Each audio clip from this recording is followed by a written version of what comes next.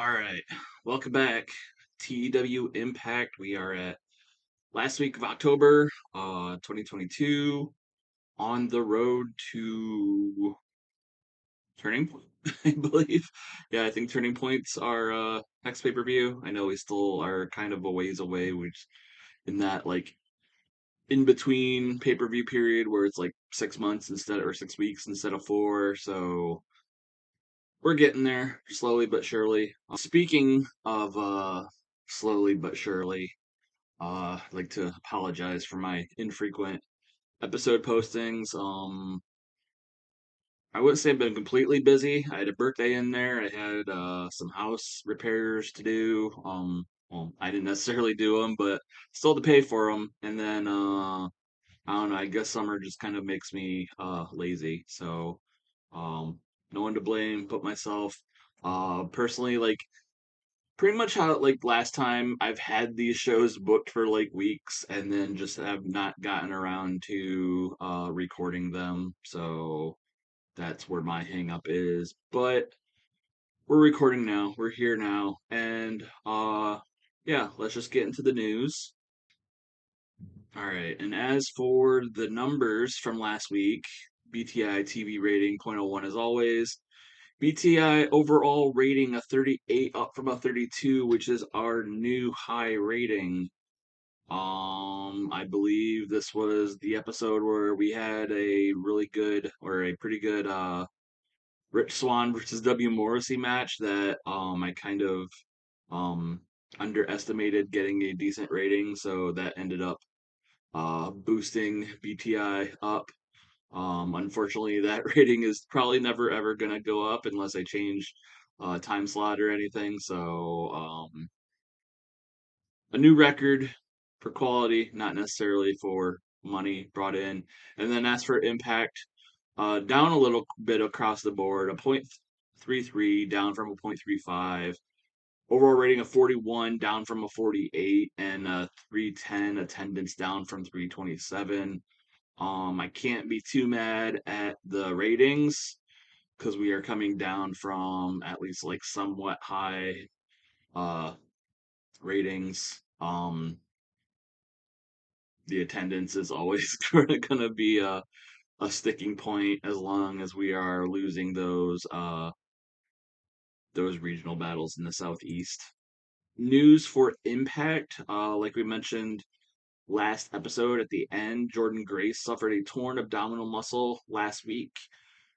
Good news, bad news. She will only be out of action for 47 days, so she will not be available for Turning Point, but she should, fingers crossed, be back in time for the December pay per view, which I believe is Final Resolution. So I was kind of worried that I would have to shuffle things around a bit in the current knockouts title picture. Not too much, actually. So I'm not too worried. I think it also said she's available for non-wrestling roles, so she can appear. But I think I'm just going to leave her on the shelf until she's healed. Josh Alexander was on loan to NSPW. That loan has ended. I looked and I don't even know if they even used him. So, I don't know. That was really unimportant. And then, but also for Josh's sake, I guess, Jade Chung's his wife, her road or her contract was coming up. We extended her handshake deal. She's only a personality role. I don't intend on using her on TV in any aspect, um, unless I get some kind of idea. But she did relocate to the southeast, which caused Josh to relocate. So I guess out of loyalty, we will keep her paid and on the payroll. American news, some actual big news. This was actually going to be a pretty slow news week until this happened. And I think this happened either like on Wednesday or Thursday, which would be today of Impact. But WWE went and signed one half of the AEW Tag Team Champions, John Silver.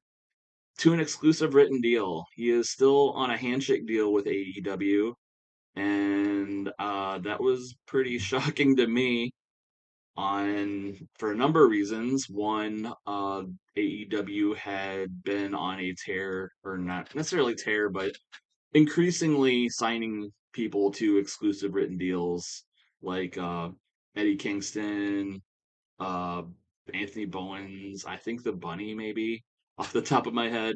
So a number of people they've been reaching out and trying to lock down on exclusive deals, but apparently not their tag team champions. And so WWE signed John Silver again.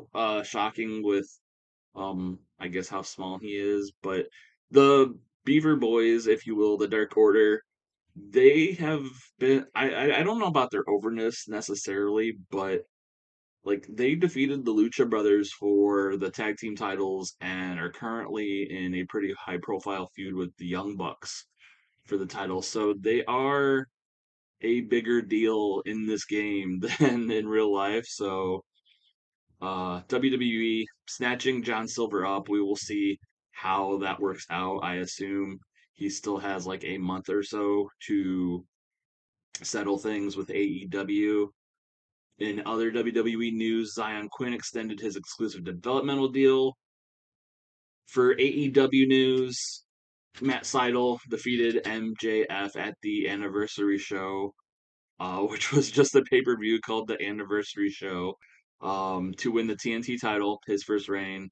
And like I mentioned earlier, the Bunny and Justin Roberts signed an exclusive written deal. So, like I said, AEW tying people, starting to tie people down, but apparently not enough people and not fast enough because now one half of their tag team champions is going to go to WWE pretty soon. So, moving on to MLW, King Muertes defeated Homicide, Ares, and Ross Von Erich to win the National Openweight title.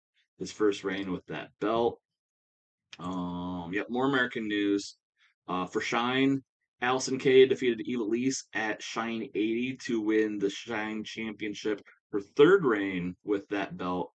And then in increasing quality over production values, broadcast quality in-house, music to in-house, live event experience to medium. So I put it in parentheses like Shine is now on par with us, AAW, MLW, NWA, NXT, and PWG as far as production values overall.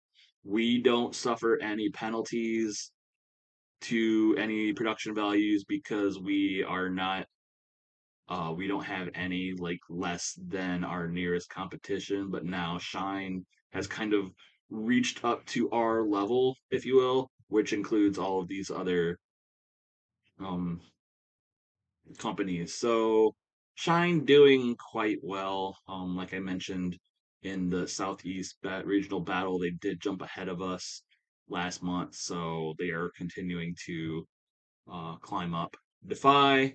Davey Richards agreed to a handshake deal. We just let go of Davey Richards a week or two ago, so already bouncing him on his feet. Got a Defy deal. I think he was still with MLW, if not some other people. So Davey Richards not hurting for work.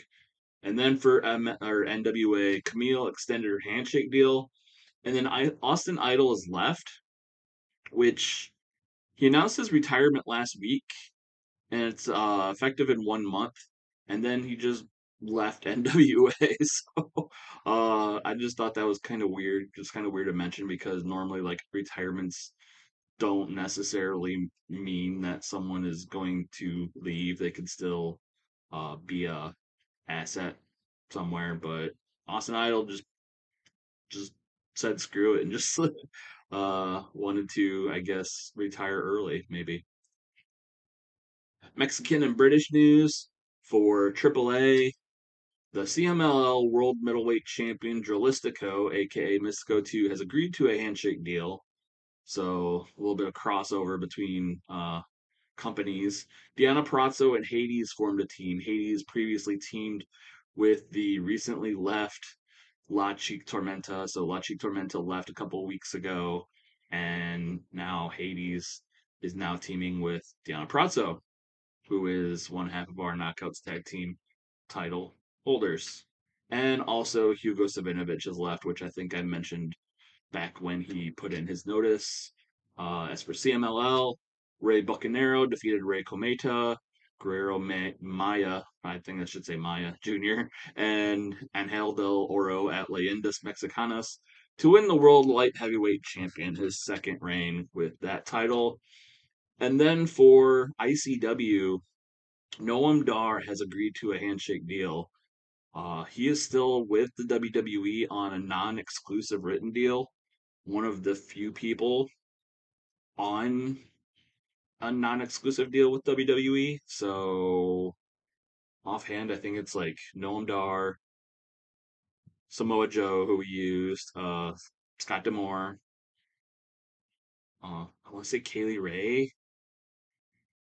There's a number of like British talent and or like NXT UK talent and developmental talent in general who are only on written deals and not exclusive. So, but I guess Noam Dar is one of them, and I guess he's just going to be on ICW shows.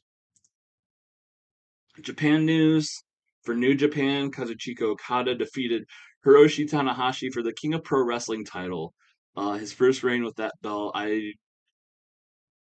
something I don't really talk about, but for New Japan, somehow even though like the King of Pro Wrestling title is like a new title, and I would imagine I think it was like a provisional title. I don't keep track with New Japan enough to know if they're still defending it.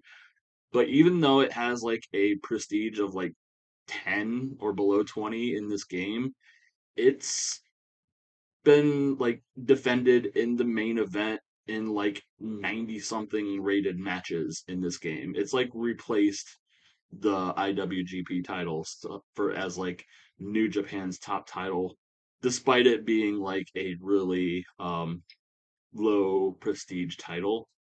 So I don't know what's going on, but yeah, like Okada and Tanahashi for like a joke title, defending it in the main event with banger matches. I don't know what's going on. This is also in New Japan, whose undercard is filled with like early 2000, 2010 WWE mid carders. So whatever. All Japan, Go Shiozaki agreed to a handshake deal, and then for Stardom, this is big news for Tam Nakano. She, I guess, had a big week. So, um, one show, uh, she was defeated by Saya Kamatani. Also, Mayu Iwatani was in that match, but she was defeated for her high speed title. Saya's first reign with that belt, and then show like a few day or two later, Tam defeated Sayuri to win the SWA World Title, her first reign with that belt, and then like another day or two later, she suffered a dislocated wrist in SWA title defense against Azumi, and she will be out of action for a few weeks. So that Japanese schedule where they're working like pretty much every single day, maybe taking a toll on her. We shall see. Retirements and Hall of Immortals. Announced retirements: Jack Lanza, Dennis Condrey, Kendo Suzuki, and David Arquette, former WCW World Champion. Officially retired: Tiger Hattori, Sarah Del Rey, who is still employed as a road agent slash manager at WWE, Kyoko Inoue, and Little Guido, and then Hall of the Immortals, Keiji Muto. And then I also put in here that John Hagen has started filming a movie. I think we mentioned that earlier. Uh, but now, yeah, that is officially taken effect. I just decided to put it here for the hell of it. Now we are at before the impact. So last week, on behalf of Max the Impaler, Mad Dog, Diener, challenged Killer Kelly and Rachel Ellering to a three-way match. Max winning that match. I don't know who Max pinned. I can't remember. I want to say Rachel because I kind of want to do something with Killer Kelly in the future, keeping her somewhat strong. But Max putting down Killer Kelly and Rachel Ellering after the match, the digital media champion Zhao Zia came coming out, attacking Max, sending Max on their way, likely also sending Mad Dog Diener on his way too. So Max and Xiaozia having their own issues. We go to a promo from Roxy.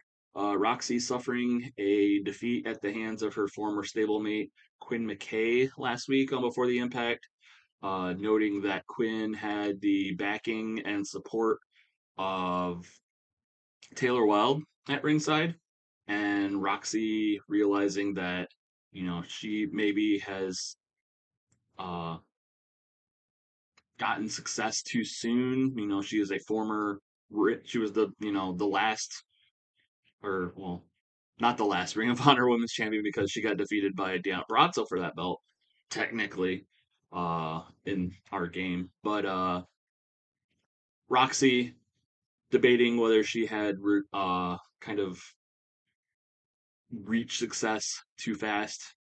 Maybe this is a um awakening, for lack of a better word, uh moment for her, and realizing that maybe to reach that next level, she might need to have someone watching her back as well.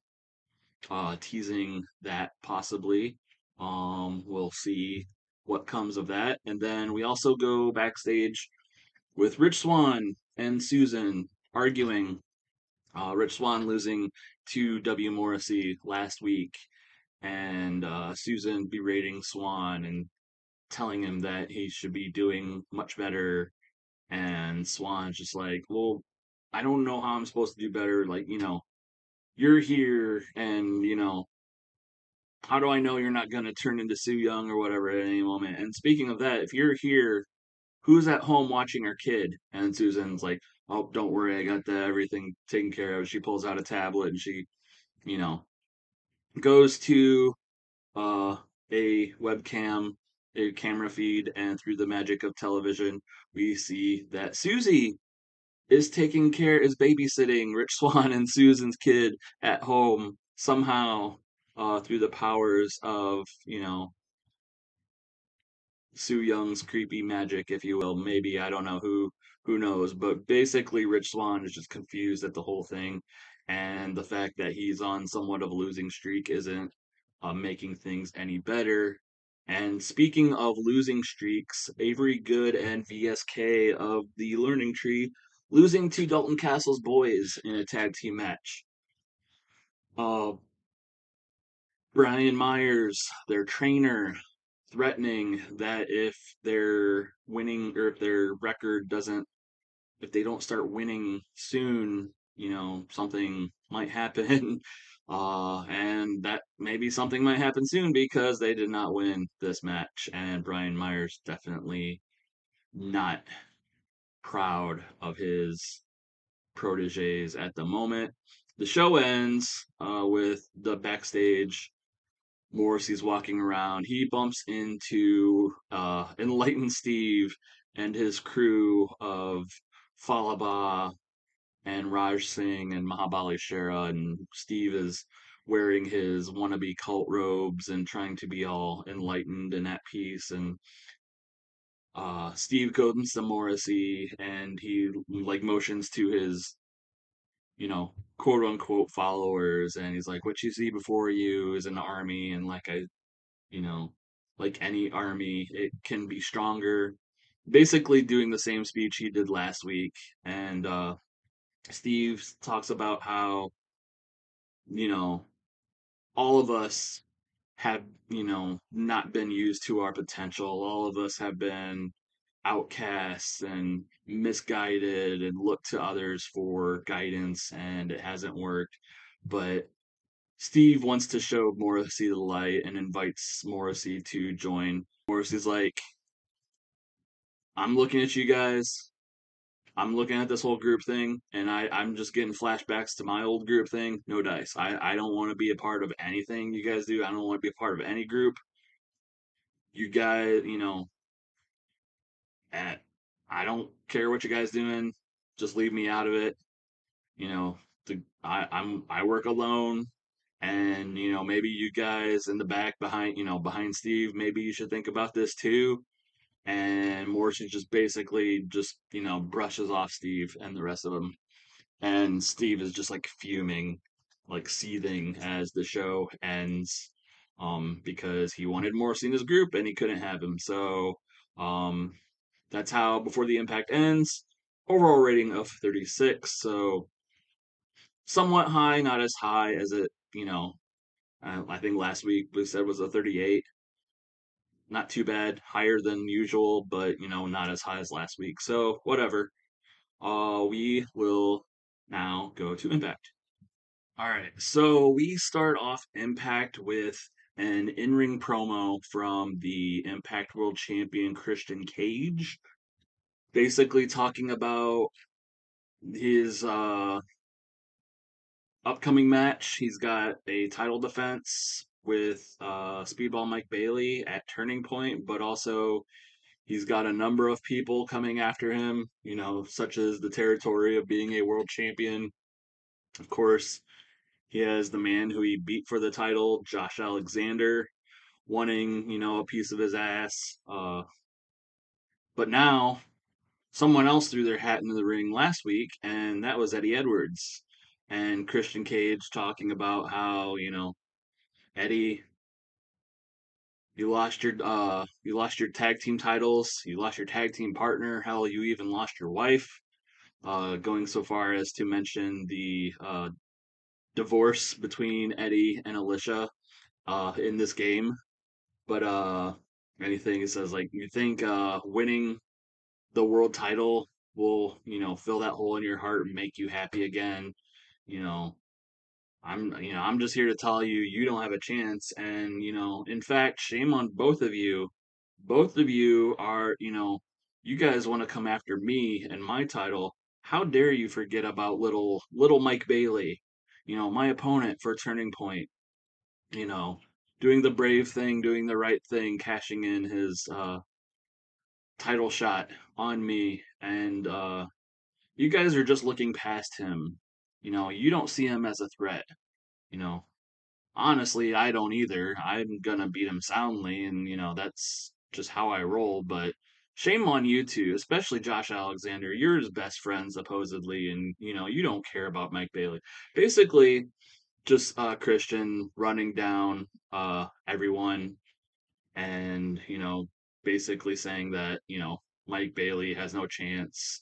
Josh Alexander, Eddie Edwards, whoever is next in line also has no chance. But segment rating of 52. I did this as unscripted, and it said Christian Cage did not do well without a script to follow, which I think would be bullshit. I also I wasn't really planning this, but I only had Christian Cage in like one other segment, set for like one segment near the end of the show, which we'll get to later. So I kind of wanted more Christian on the show, and also I wanted to start the show off hot. I never gotten any. I don't know if it's because we are like at a low status or whatever, or I need to do better, but I've never gotten like a we opened the show hot message that I've seen in other games. But apparently this didn't do either, but it did get a 52, so it started the show off hot for our standards, I guess. But yeah, Christian basically cutting a mean promo. I'm sure, I don't know if any of those other people have dead parents, but if they do, I'm sure Christian insulted them too. So Christian basically doing what he does best, which is antagonizing the people. Starting off the show, segment rating of 52. And then we get a tag team match, actually opening up the show with after that with Power and Finesse defeating Rep 419, Will Hobbs pinning Sam Beal in 10 minutes. I believe that I had run this match before and probably with the same result with Hobbs pinning Beal. But I wanted them in, on TV. They're kind of going to be playing a part at least on the periphery of some of these angles that are leading up to Turning Point. So I wanted them. I didn't really necessarily have like spots for either of them until that went into effect. So this was a good, uh, another good showcase for them. Everyone's in-ring performance kind of in line. Sam Beal not really listed as a weak link anymore, which I hope is good news. Um, but yeah, Hobbs pinning Beal, power and finesse, getting another win. Segment rating of 42. And then we get a promo with Colby Carino, his crusade of him, Anthony Henry, and Hikuleos. Basically a response to Homicide. Homicide claiming last week that he would go through every one of them if it meant getting his hands on Colby Carino once again. And Colby's like, well, that sounds like a good idea to me. In fact, I guess starting next week, we'll throw down the gauntlet. Homicide, if you can beat Hikuleo next week, then you can, and later on, if you can get through Anthony Henry, then maybe you can get to me. But there's three of us, one of you. No Hernandez walking your back or watching your back. We took care of him. I don't think this is gonna end good for you. So, segment of 23, losing heat for the storyline, but Anthony Henry's getting better at his gimmick. So, um, Colby Carino laying down the gauntlet, and I believe I have Homicide versus Hikuleo slated for next week on Impact to start off that gauntlet. And then we get Viper defeating Willow Nightingale after some interference from Tennille Dashwood. Willow was on some sort of a roll a little bit. She had, racked up a few wins on Before the Impact, racked up a win a week or two ago on Impact over Masha Slamovich. So another chance for her to shine, but in this match it was Viper who took over, and it didn't help that Tennille interfered. So in the end, Viper defeating Willow Nightingale, segment rating of 38. But then after the match, as Viper and Tennille, basically Tennille, they're both standing over Willow, and Tennille commands Viper to do more damage. That brings out the inspiration of Jesse McKay and Cassie Lee to chase them off. They run away to fight another day. The inspiration helping Willow, um, not necessarily deserving of such a beatdown, I guess. So the inspiration having to deal with their former friend and her new backup. Segment rating of 32 for that. And also somewhat of a redemption from last week, their tag team match having gone to a no contest, losing heat for the storyline, but segment rating of 32.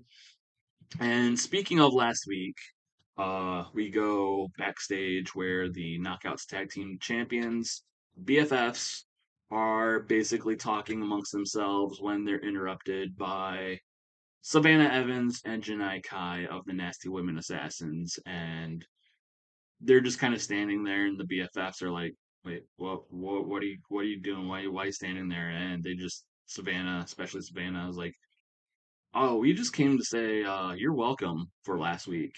You know, us interfering in that match last week. Of course, surely that match between the Inspiration and Viper and Tennille would have, probably determined who is going to face you soon for your tag team titles. We took care of that. Nobody won that match. So we just came to say you're welcome. And as a token of our, of our thanks, of our actions or whatever, we expect a some sort of appreciation in return, if you know what I mean. And they're basically pointing at the Knockouts tag team titles, and Deanna and Chelsea is like, "Oh, you think it's that easy to get a title shot? We know we just don't hand out title shots to anybody." even if there was a winner to that match last week, who would have guaranteed that any of them would have had a title shot? So basically, they walk away laughing at Savannah and Janai, who are basically steamed that, their attempt at ingratiating themselves to the BFFs did not work out in their favor. So supposedly no title shot for them, which with the what they wanted segment rating of 28 for that. We get a tag team match with Black Taurus and Steve Macklin of Maria Canal LC defeating Joe Hendry and Nick Stapp CPA. Um, a match made after Hendry and Stapp's attempts at motivation or self help, if you will, towards the Maria Canal LC group failed. They did seem to feel better afterwards, but after they got beaten down, and tonight was also not their night as in official in-ring action. The Maria Canal LC group getting the win. Black Taurus, I wouldn't say submitted Nick Stat, but just basically pinning him, squashing him, if you will. 754 distraction from Matthew Raywell also at ringside also probably didn't help, but the Maria Canal-LC crew of Turus and Macklin and Raywell seemingly feeling better, but maybe not in the way that Hendry and Stapp um, would like to make people feel better about themselves and others. So segment rating of 34 for that. And then after the match, Maria Kanellis comes out to the ring and she takes the microphone and she's talking about how her group looks to be turning over a new leaf, looks to be getting motivated, now has wins underneath their belt once again, and that has um, caused Michael Bennett to come back, come out of his slump, and she introduces her husband, Michael Bennett. Michael Bennett comes out and he says, I want to thank my wife, you know, for supporting me in this time of need, uh, referencing his defeat at the hands of D'Lo Brown at Slammiversary, or was it Bound for Glory? Never mind. But uh, yeah, being defeated by D'Lo Brown at Bound for Glory was an embarrassment, and he did not have the strength to face the crowd and face the world. But with the help of his beautiful wife and his crew, the Maria Canal LC group, the Michael Bennett is now comfortable and feels good enough within himself to come back to wrestling, come back to Impact, and he thanks everyone but the crowd and everything. The crowd just, booing. Eventually, his speech is interrupted by Nick Aldis, of all people. Nick Aldis, who we haven't seen in months. We've only seen once or twice um, when he wanted a world title shot months ago. Nick Aldis, basically with a microphone of his own, with a promo of his own, going blah, blah, blah, blah, blah. Michael Bennett, you just run your mouth and you don't say anything. And, you know, I'm sure there's, you thank your beautiful wife and everything who gets you through everything. And you act like the only one in this business with a beautiful wife at your side. Hell, you're not the only one in this locker room with a beautiful wife at your side. But the difference between you and me is I don't need to ride my wife's coattails to get where I need to go. I do what I need to do, whether it's an Impact, whether it's in other companies. I go out, and I win matches and I win titles. I win world titles. That's something you've never been able to do and probably will never be able to do. And that sets Michael Bennett off. They start brawling, but eventually Nick Aldis gets the upper hand, and Michael Bennett and Maria Kanellis and whoever is left at a group at ringside, um, retreating. Nick Aldis remaining strong, ending the segment in the ring. Segment ring of 37. We are starting a new wife guy storyline. This actually wasn't the original plan. Um, I guess it's probably pretty obvious to see what's going to happen, but also I wanted to do something for Maria's retirement, at least in ring retirement. I'm sure she'll probably stay with us in some sort of capacity, but till we know for sure, this would be like her in ring send off. And originally, I wanted to do that with Jordynne Grace and Jonathan Gresham, but Jordynne Grace was kind of entwined in the whole Knockouts title picture, and I couldn't really get her out of that in a way. So I brought Nick Aldis back, and I will likely, without spoiling, but spoiling the obvious, Mickey James will likely come back for this. So, and Mickey James, who we also haven't used in months. So, and that probably makes more sense, even though it's the most obvious thing you could do in a storyline like this. But whatever. If it works, it works. We'll find out. Segment rating of 37. All right, so we come back to a backstage segment. D'Lo Brown is standing by with Petey Williams, uh, and also the two of them look to be standing on both sides of a trophy or a cup, if you will, set on a pedestal. And D'Lo Brown wants to thank everybody for watching Impact and all that, but uh, he has consulted with Petey Williams and a number of other talent on the Impact roster, and they would like to make it official that the World X Cup will be returning. So, how this is going to work, and they mention the teams of USA, Canada, Mexico, and for the first time, Australia. So, Petey will be the captain of Team Canada, Swerve, the captain of Team USA, Mascara Dorada, the captain of Team Mexico, and Buddy Matthews, the captain of Team Australia. So teams can be consisted of talent within or, from outside of Impact, but there will be teams of four, a captain, a lieutenant, or yeah, I guess a lieutenant, if you will, and a tag team. So teams of four, basically two singles and a tag team. And one of the singles is the captain. And there will be a series of matches going in between or from starting at Turning Point and ending at Final Resolution. For winners will earn points, and whoever has the most points at the end of it will win the X Cup. I haven't quite nailed down the format, but it's going to be simple. It's going basically just going to be like winners get a point or two, and losers don't.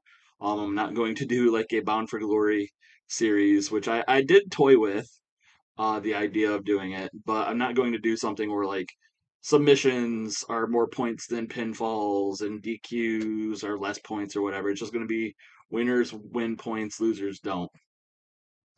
But basically, there's going to be a couple matches every week from Turning Point to Final Resolution to determine the winner.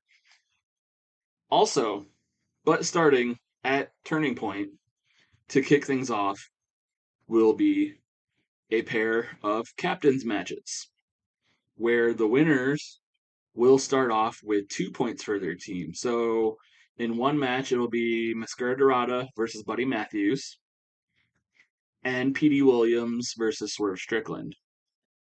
And the winners of those two matches will start off the tournament winning 2 points for their team. So, kind of, starting off hot. And also to thank, in return, to thank Petey Williams for coming back and bringing this idea, to reward him his match with Swerve Strickland will also be for the X Division title. So in that match, the X Division title will be on the line. Definitely the winner of that match, kind of starting off, you know, with momentum, with not only points but also the X Division title. But the X Division title likely won't be on the line in future X World Cup matches. But that doesn't mean that they can sit back uh, until Turning Point. They need to find their team. So basically, he tells Petey and he tells the rest of the captains, you have until Turning Point to finalize your team. So go out there, find the best talent you can, find the best talent to represent your country, the best talent to represent Impact and the X Division title, and good luck to all of you. So a lot of news there. We'll parse it out as it comes. This is kind of like what I've been working on and trying to have make sense, but also like doing like a series, but also having story weave into it and not just have it be pure points where like if I just booked someone versus someone and someone just goes off on a winning tear that that's not going to build suspense if you're watching that on TV. So kind of had to have everything make sense, and that took time. So that's something I've been kind of working on, and honestly something I'm not quite finished with, but we basically have a month plus. We have till we have from Turning Point to final resolution. Hopefully, I don't screw this up, but segment rating of 31 overall is basically just to confirm the captains of all the teams and how uh, the point system was going to work. Like I said, it's just basically going to be winners win points, losers don't, and whoever has the most points at the end wins. So, but yeah, segment rating of 31. We go elsewhere backstage where we see the X Division champion Swerve Strickland uh, watching that, and he's looking around. And after a little bit of looking around, he kind of sees what he's looking for, so he runs off and he approaches Willie Mack. And Swerve talking is like, I was watching you last week. You had a hell of a match with Ace Austin, and I'm sure you probably heard what just that the announcement. We just had the World X Cup, and as captain of the USA team, I want to extend an invitation. You know, if you want it, that spot's yours. If you want to be on Team USA, you know, it's right there. And Willie Maxwell, like, damn right, I want to be on Team USA. I've been, it's been a while since I've been in contention for anything. I'm a former X Division champ, and lately I've just had my problems, distractions, and all that. But it's time for me to have some real competition. And Swerve's like, damn right it is. And they shake on it and everything, and then they kind of look at each other and like, well, I guess we got to find a tag team to fill out Team USA. So the search isn't over. We got some members for Team USA, but the team's only halfway, filled. So we'll see who makes the cut for Team USA and the other teams in the future. Segment rating of 41. Like I said, they have until Turning Point to finalize the team. So, Swerve getting the early start, recruiting Willie Mack, 2 of the 4 spots taken. We get a 3-way match booked last week by D'Lo Brown, a sort of golden opportunity match, if you will, where the winner will be considered for some sort of title opportunity, in the words of D'Lo Brown. Nothing concrete has been defined, but these are 3 of the, I guess, talent wanting to reach that next level, and a title opportunity could do such that.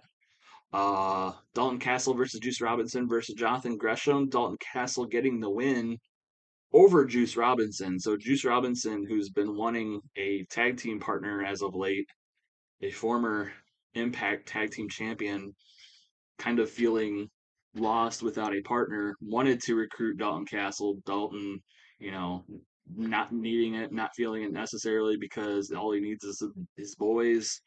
Um, but it's Dalton Castle getting the win over Juice Robinson, now eligible for some sort of quote unquote title opportunity. What that means, we don't know. But a segment rating of 51, so good match. Dalton with a 51 performance, but he seemed off his game. Juice with a 43, Gresham with a 52. So, like I said, these are like the talents that are wanting to reach that next level, but they just need that extra push. And I guess in this case, it's Dalton Castle getting it. So we'll find out what that title opportunity is. And he celebrates the match, celebrates the win. The boys come out, they fan him off, whatever he does. He feeds them bird seed. I guess this segment rating of 48 for the celebration. And then we go backstage where uh, we see Mercedes Martinez and Tasha Steelz kind of talking to get with each other. They're interrupted by Bianca Belair, and they're like, and she's just like yelling at them. She's just like, "How dare you interfere in our match last week? Me and Jordynne Grace. We're trying to figure out who's next in line for a knockouts title shot. And you two ruin the whole match. There's no winner. And worse off, Jordynne Grace is injured and she's off, she's going to be off for a while, and she's like, I came to Impact. I thought things would be different. I thought things would be, I thought things would be determined by competition and you two just come out and ruin the match. And she's like, is this how it works in Impact? And they're like, damn right, this is how it works because we're running the show. And Mercedes is like, and in addition to that, how dare you exclude Tasha Steele. She's the next in line for a knockouts title shot. She should have been in that match, and blah blah blah. And they're just kind of interfere and like yelling over each other. Eventually, Rosemary comes to the aid of Bianca Belair. Like they didn't come to fight, but Rosemary kind of joins in the argument. Rosemary's just like, no, this isn't how we do things here in Impact. Knockouts title is prestigious title and is fought with, whatever.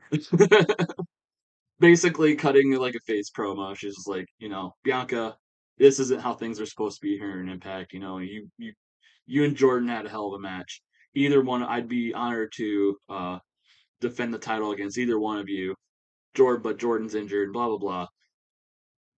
And again, the argument devolves, and eventually Gail Kim and some security come out to break things up before things get too heated.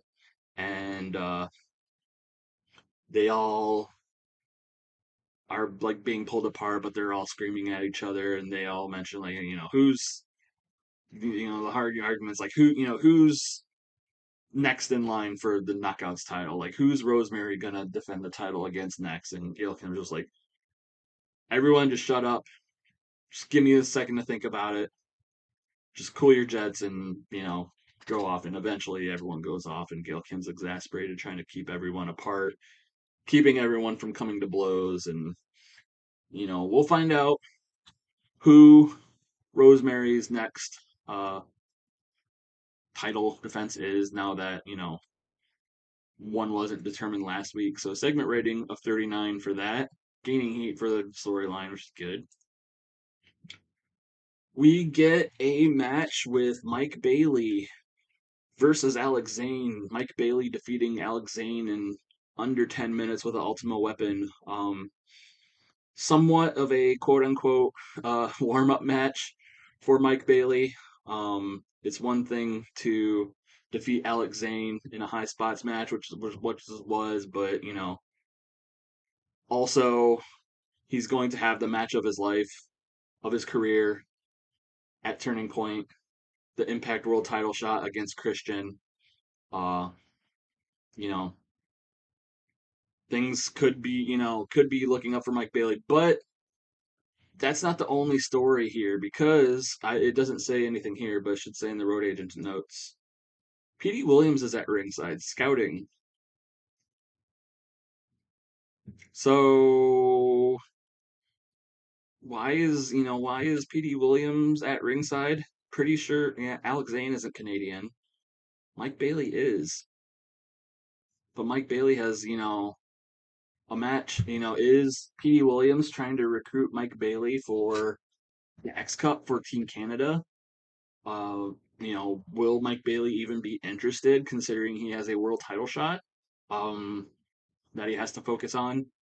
We shall see. But as far as the match, Mike Bailey defeating Alex Zane, 46 rating.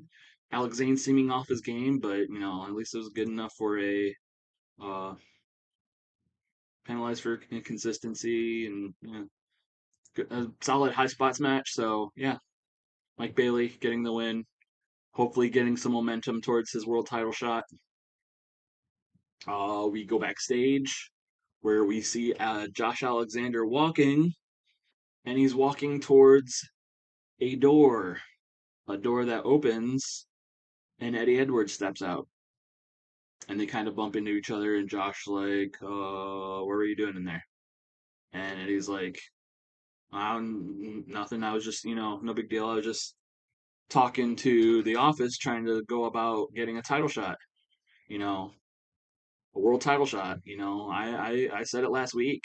You know, I'm on my own now, and it's time I go after the world title again. And Josh is like, with all due respect, I know, you're legendary tag team wrestler, former Impact World Champion. I get it, but that's my title.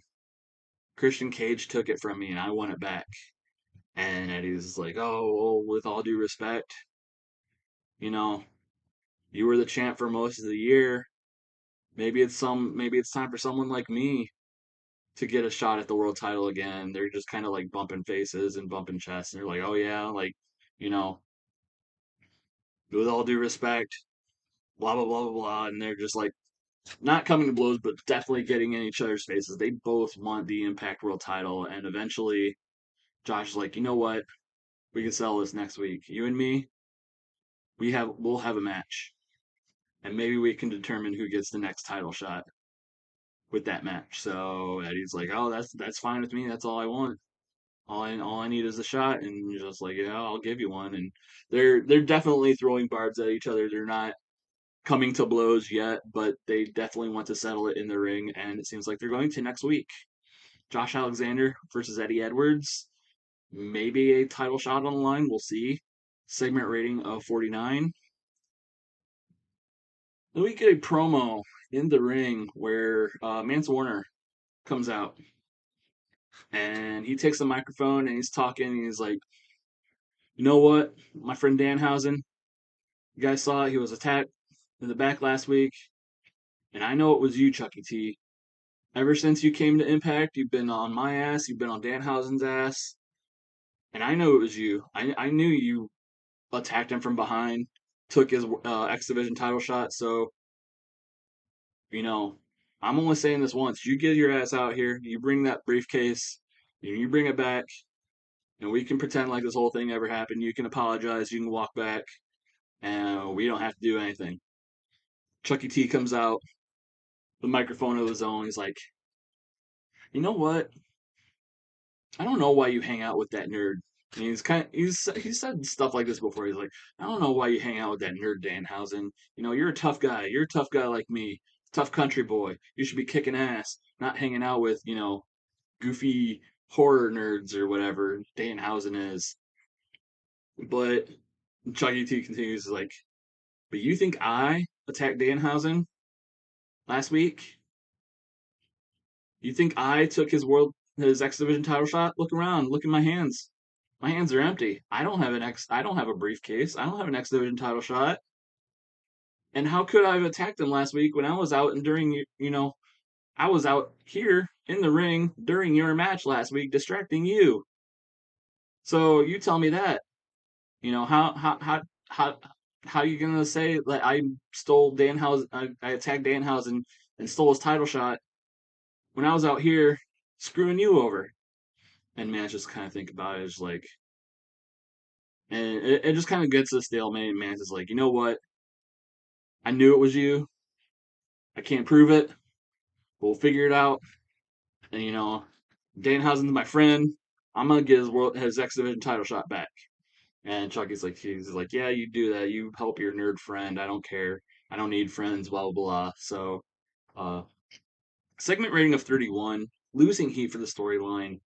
I don't know if this is a case of um bringing Chuckie T in at a lower level than he probably should be, considering he apparently Mance Warner has a legendary gimmick. So, and there's bonuses for this, but we brought Chuckie T in, and he's supposedly like our top star because he got so over in AEW when he signed him. And but now we're only getting like 31 rating. I was kind of hoping these would end up better, but considering we kind of slotted him in like a mid card program, I don't know if that would affect the ratings and losing heat for the storylines. I think the storyline might have like started with really high heat anyway, so maybe that's it. But I don't know. Chuckie T, I guess, kind of underperforming, but maybe I'm doing something wrong. That's probably what's going on. But nevertheless, Mance Warner thinking Chuckie T attacked Danhausen, stole his X Division title shot. Chuckie T claims he hasn't. How could he? He was too busy, screwing Mance Warner over. And, you know, we'll see this mystery unfold, I guess, in the coming week. Segment rating of 31. We go backstage where the Impact the tag team champions, the Motor City Machine Guns, are in the locker room. They're preparing. Apparently, Alex Shelley has a match with Jake Something, which is coming up next. And they're interrupted by Heath and Rhino. And it's really mostly Heath talking. He's like, you know what? I know what it is. I know you guys don't respect me.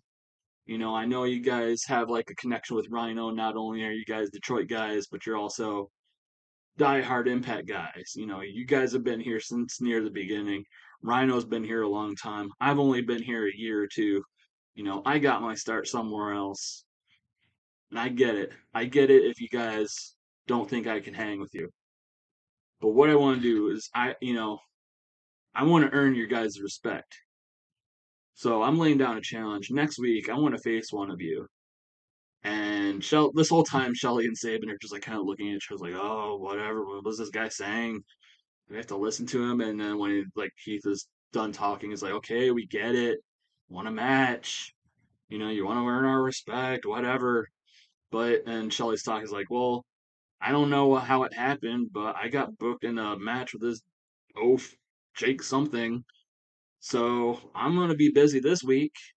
Saban, you're not busy. As far as I know, you're not busy next week. You want to face Heath? And Saban's like, whatever, we can do it, whatever. I don't care. So we have a match. Chris Sabin versus Heath, in I guess a earn your respect match. Segment rating of 45 for that. And like after that, so they're like, come on, we go. Like Shelly's like, come on, I got a match, let's go. And Saban, they follow each other, and Rhino's just kind of like looking at Heath, like, you don't have to do that. And Heath's like, I know, but we could be tag team champions, and Heath's just like, forget it. You'll understand what I'm doing. Whatever. He's just basically like trying to talk Rhino down. Rhino's just like, you don't have to do this. And he's like, I know, but I want to do it. I want to, make sure I can hang with you guys and whatever. So segment rating of 45 for that. In the match, Alex Shelley defeating Jake something. Alex Shelley with Chris Sabin at ringside, but uh, it seems like to be an even match somewhat. But out of nowhere, Brody King comes out, attacks Jake something from behind while the ref is distracted. Alex Shelley takes advantage, pins Jake something after the attack from Brody King. Segment rating of 42. So Brody King from out of nowhere attacking Jake something. And he continues to attack Jake something after the match. Father Bateman is also out there and he's just kind of like chanting in tongues and whatever, and doing, creepy things while Brody King continues to lay out Jake something. The guns don't look like they're getting involved. They kind of like look at each other and just kind of dip out and let Brody do his thing. Like they're not getting involved, but they don't. It doesn't look like they did this to Jake something. But the guns also don't really care. They don't want to also invoke Brody King's wrath, so they get out, leaving Brody King to continue stomping down on Jake something while Heath and Rhino come out for the save. But Brody King dips out. He's done his damage. Enough damage. Heath and Rhino chasing off Brody King and Father Bateman and tending to their friend Jake, while the guns are just kind of at least claiming ignorance. They don't know what's going on, but they also did take advantage to win the match. So we'll see what happens with that. Segment rating of 36. And then we go backstage. That was the main event. I don't know if I mentioned that, but that was the main event. We go backstage where Ace Austin and Lance Archer are kind of talking to themselves. They come up upon a door marked Christian Cage's locker room, and Austin's like, just he's talking to Archer. He's like, we got this new situation going on, but come on, just let me do the talking. I'm sure we can, this will help both of us out. Just let me, just follow my lead. Let me do this, and trust me, it'll work out for both of us. So with that, they knock on Christian Cage's locker room. Christian Cage opens up the door and answers, and he looks them both up and down. He's like, "Let me guess. Now you two want title shots? I think I'm gonna have to pass." And Archer like puts his hand up on the door, holds it open, and Austin's like, "Whoa, whoa, whoa! Don't brush us off just yet. You know, you don't have to do that, Christian. You're better than that. You don't just brush off, all comers. The two of us, we've been like brushed off all of our careers. We came to you for help, but we know that we can help you too. Because we've been hearing the same things you've been hearing. Josh Alexander, he wants a title shot. Eddie Edwards, he wants a title shot. Here's the thing about that: Josh Alexander, former the last world champion, you know, held that belt almost all year. You know, don't you think it's someone time for someone fresh to step up? And what about Eddie Edwards?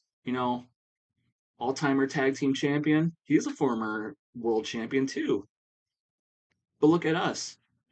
Lance Archer, he was here long before I was. He's never been an Impact World Champion. Me, I had a title shot and it got taken away from me. I've never been world champion. So you know what? The two of us, sure, we want to be world champions, but we think we can help you out in this situation. If we help you out, I think you can help us out too. And Christian's just like looking, kind of like nodding. He's like, you know what? You guys convinced me. Come on in. We'll talk it over. And they get invited into the locker room, and that's how the show ends. So Christian Cage, Ace Austin, Lance Archer. Is this some sort of alliance? We'll find out.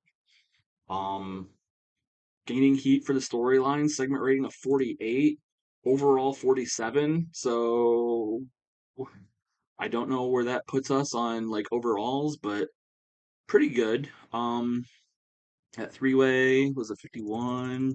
So yeah, that three-way was her best match and probably also best segment. Well, the cage promo was our best segment. Three-way was our best match. So yeah, things starting to come together a little bit more for Turning Point. We have the world title Christian versus Mike Bailey. We have the World X Cup starting at Turning Point, finishing at Final Resolution. Um, yeah. So yeah, I don't really know how to end this. We're at the end of the month.